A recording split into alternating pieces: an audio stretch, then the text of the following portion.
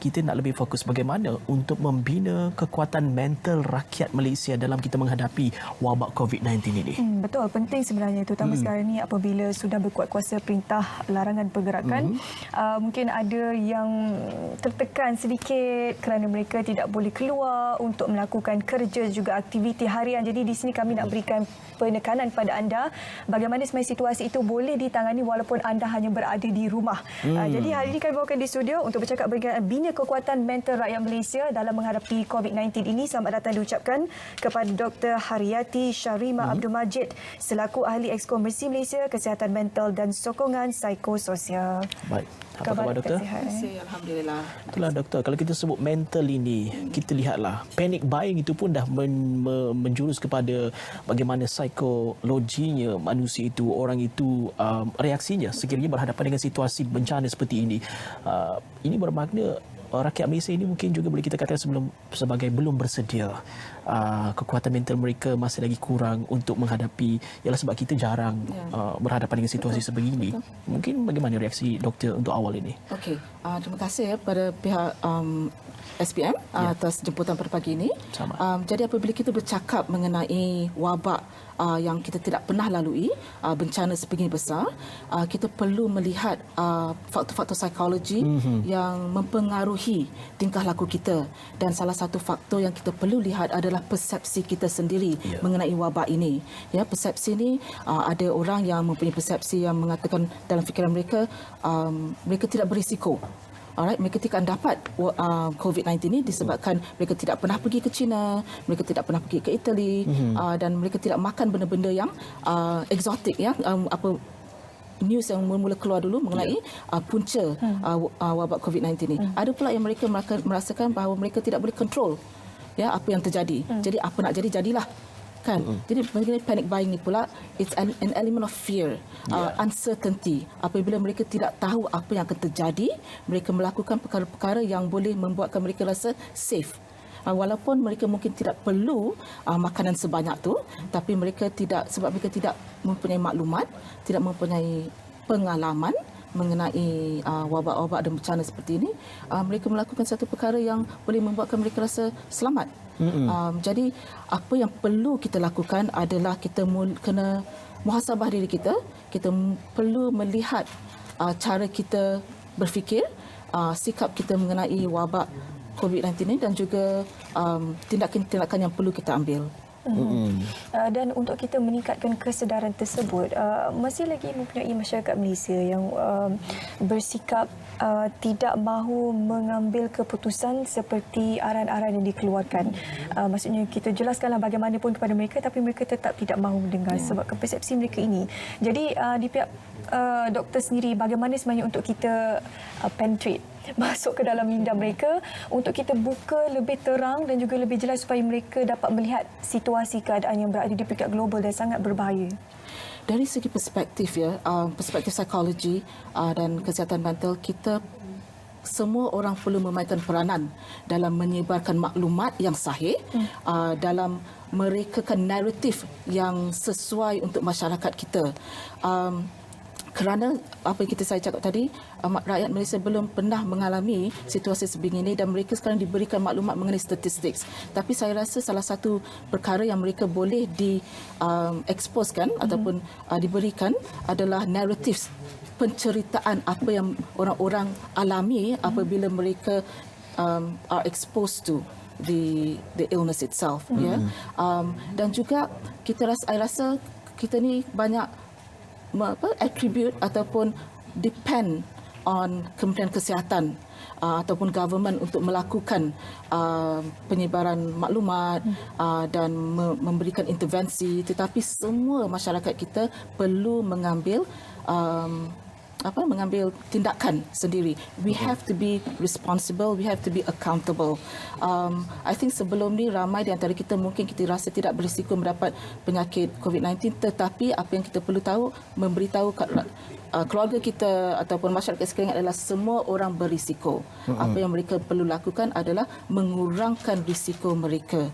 Jadi kalau you tak pernah pergi China ataupun tak pernah pergi Itali dan makan makanan yang sihat pun, kalau you tidak melakukan tingkah laku yang disarankan oleh kerajaan, social distancing, kebersihan diri, kita akan bukan saja memberi impact kepada diri kita, influence kesihatan kita, tetapi influence kesihatan orang-orang yang kita sayangi. Macam kata-kata kita bercakap mengenai penyakit diabetes kan, kalau kita tidak mengambil insulin, HbA1c kita akan tinggi, tapi kita sendiri akan mengalaminya seorang. Tapi kalau kita tidak membasuh tangan, kalau tidak buat social distancing, bukan saja kita yang akan mengalami exposure atau risiko mendapat penyakit COVID-19, tapi orang lain juga. Jadi collective perception, mental collective ni kita perlu ada. Bila kita kata kita sayang anak kita, apa yang kita perlu lakukan? Kita perlu protect mereka daripada harm from this illness lah. Oh, baik. Selain pada isu ataupun situasi panic buying, Doktor, dalam kita menghadapi COVID-19 ini, setelah pada hari sebelum dilaksanakan perintah kawalan pergerakan, orang ramai berpusu-pusu nak balik ke kampung. Mereka merasakan, this is the best time untuk saya stay dengan family saya kerana waktu sebegini mungkin waktu yang menakutkan. Tapi sebenarnya itu satu tindakan yang salah kalau kita lihat dengan situasi penularan COVID-19, kerana itu akan menyebabkan lagi risiko penularan itu meningkat. Jadi bagaimana kita nak memahami masyarakat berkenaan situasi ini? Nak balik ke kampung tapi sebenarnya tak boleh, tapi nak rasa selamat. Bagaimana? Salah satu perkara yang saya rasa kita perlu lihat adalah jangka masa yang diberikan untuk membuat keputusan. Apabila seseorang itu diberikan jangka masa yang pendek untuk membuat keputusan dan tanpa maklumat yang cukup, dan perasaan ataupun persepsi yang mereka mungkin tidak ada sokongan jika mereka terus tinggal di tempat mereka, dan mereka juga fikirkan well-being of their parents at home. Mungkin mereka the cost and benefits itulah dalam fikiran mereka mungkin salah, tapi dalam fikiran mereka the benefits of going home outweighs the cost of going home. Tapi mereka mungkin tidak faham kos yang berkaitan dengan COVID-19 ini, sebab cara penularan penyakit ni adalah berbeza dan kita masih lagi tidak tahu apa yang akan terjadi seterusnya. Tapi it's all about the perceptions again. How do you weigh the cost and benefits of making a decision? Kalau mereka rasa apa yang mereka lakukan tidak akan memberikan kesan yang negatif kepada orang di sekeliling mereka mungkin akan teruskan panic buying. Kadang-kadang bila kita takut atau panik, kadang-kadang kita tidak fikiran kita terbeku tau. Kita macam frozen. We are not able to actually think beyond. We are not able to actually look at the repercussions of our behaviour. Jadi itulah salah satu benda yang saya rasa kita boleh revisit.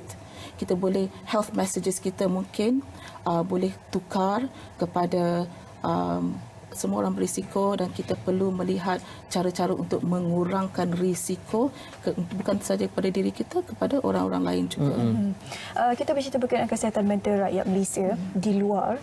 Bagaimana pula kesihatan mental pakar perubatan, mereka yang bekerja di hospital 24 jam lebihan masa? Kita perlu berikan pendedahan juga kepada masyarakat. Betul. Alhamdulillah, saya rasa pegawai psikologi dan kesihatan mental di KKM telah pun mobilize pasukan mereka untuk memberikan sokongan psychosocial support kepada frontliners ni. Tapi sebagai masyarakat, kita perlu mengambil tanggungjawab kita untuk membuatkan frontliners kita merasa mereka ada sokongan. The first one is we become responsible with our own behaviours. Jangan kita menambahkan kes-kes yang pergi ke hospital. Itu satu. Salah satu lagi kita boleh lakukan adalah kalau kawan kita sendiri adalah frontliners, healthcare workers, kita boleh bertanyakan khabar mereka. Alright. Dan kita boleh memberikan mereka space untuk bercakap kalau mereka perlu ada orang untuk mendengar luahan mereka. Tapi kita janganlah tanya soalan-soalan yang mungkin membuatkan mereka lagi stres. Kadang-kadang kita macam, kau ni banyak kerja sangat, kau tak penat ke? Alah, kesian yang kau. Kadang-kadang perkataan kesian yang kau ni tidak membantu mereka. Jadi apa yang kita perlu lakukan adalah cakap seperti you've worked very hard, kau dah kerja dah banyak dah, kau penat. Apa yang kami boleh lakukan? Apa yang kami boleh lakukan supaya burden you boleh berkurangan, burden family you boleh berkurangan. Kita boleh check in the family members. Tak payah pergi rumah. Telefon kata ada tak benda-benda dekat rumah yang anak-anak dia perlukan lagi. Mungkin kita boleh masakkan untuk mereka dan hantarkan makanan pada keluarga mereka kan. Tapi yang paling pentinglah kita mesti ada sikap empathy. Don't play the blame game.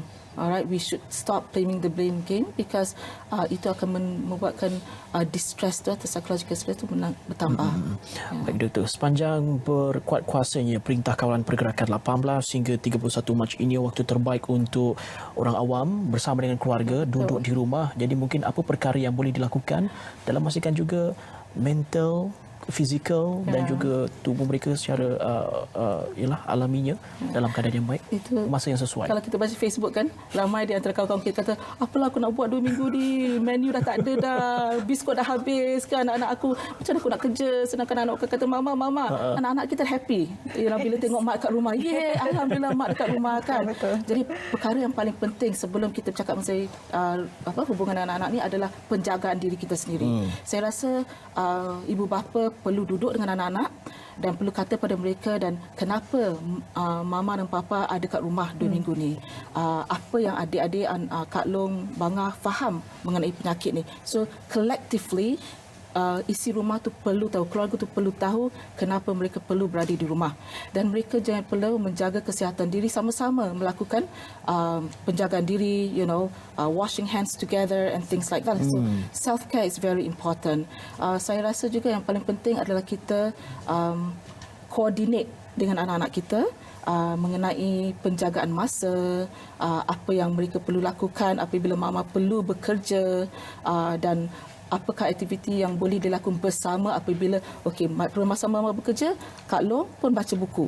Alright, apabila kita dah habis dalam satu jam, kita apa aktiviti yang Kak Long rasa nak buat dengan mama hari ini. So kita boleh buat sama-sama. So kita perlu menggunakan masa tu sepenuhnya. Tapi ada di antara kita dah stres. Aku nak buat kerja pun anak aku asyik menangis je. Asyik nak main je. Tapi anak-anak ni kan sebenarnya they don't understand what's going on outside. So you need to tell them the effects of their choices.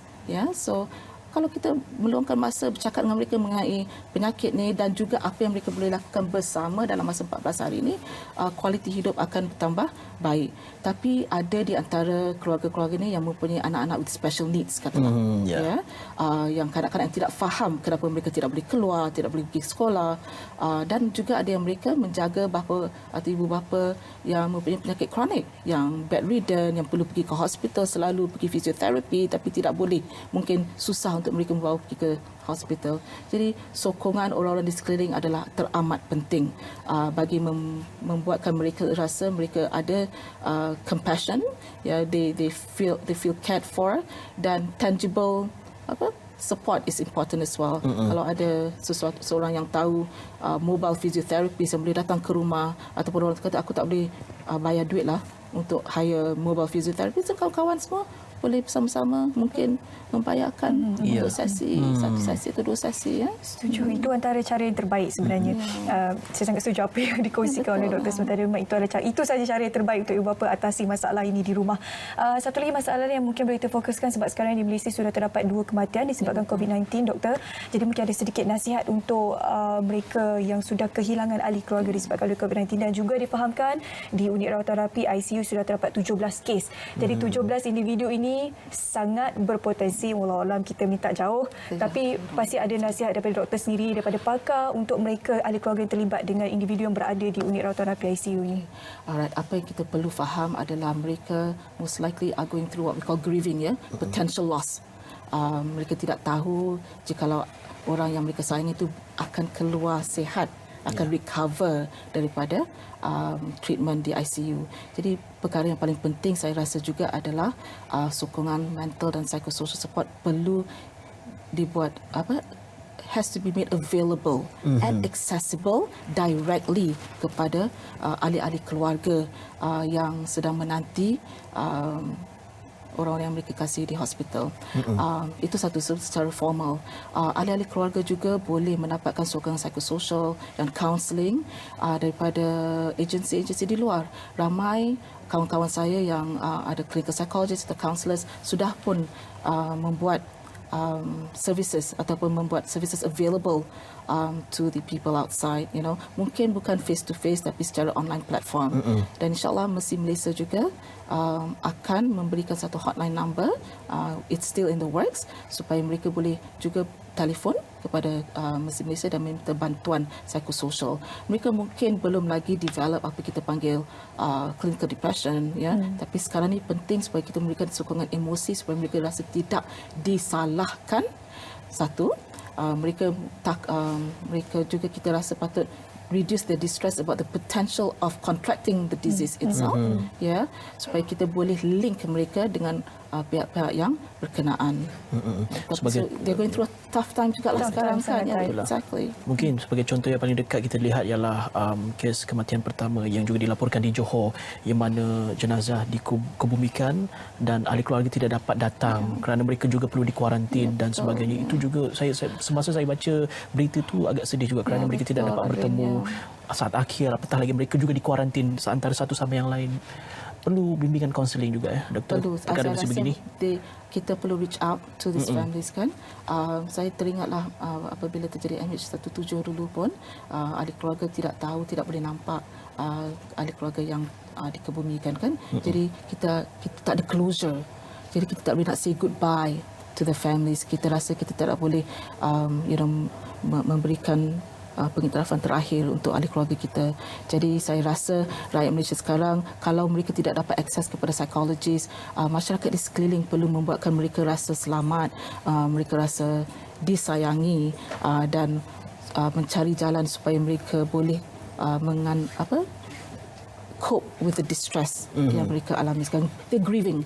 Tapi insya-Allah mereka akan kalau ada secara kolektif kita tidak memainkan blame game, kita memberikan mereka sokongan emosi yang sepatutnya, mungkin distress itu akan berkurangan dan mereka boleh menjadi advocate pula. Ya, mereka boleh menjadi warrior untuk fight COVID-19 bekas orang yang mereka sayangi telah pergi.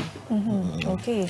Itu antara sedikit sebanyak topik yang kami dapat kupas berkenaan bagaimana untuk rakyat Malaysia bina kekuatan mental dan fizikal untuk menghadapi COVID-19 ini. Terima kasih sekali lagi pada Dr. Haryati Syahrima Abdul Majid selaku ahli Exco Mercy Malaysia Kesihatan Mental dan Sokongan Psikososial. Baik, terima kasih doktor dan terima kasih juga Mercy Malaysia yang terus bersedia tampil memberikan bantuan kepada semua yang terlibat. Baik.